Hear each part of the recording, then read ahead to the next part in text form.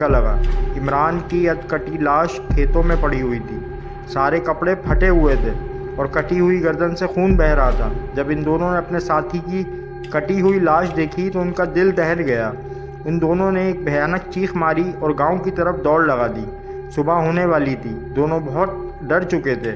उनकी हिम्मत जवाब दे चुकी थी। अब उनको यकीन हो रहा था कि जिसके साथ हमने ज्यादती करने की कोशिश की वो लड़की नहीं थी बल्कि एक जिनजादी थी।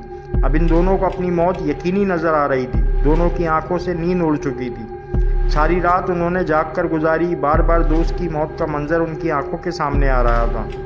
जैसे तैसे रात गुजर गई। इधर सुबह जब गांव वालों ने इमरान की लाश देखी तो गांव में कोहराम मच गया।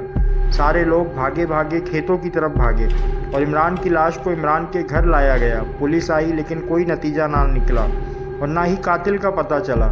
इमरान को कब्रिस्तान में दफन कर दिया गया। बात आई गई हो गई लेकिन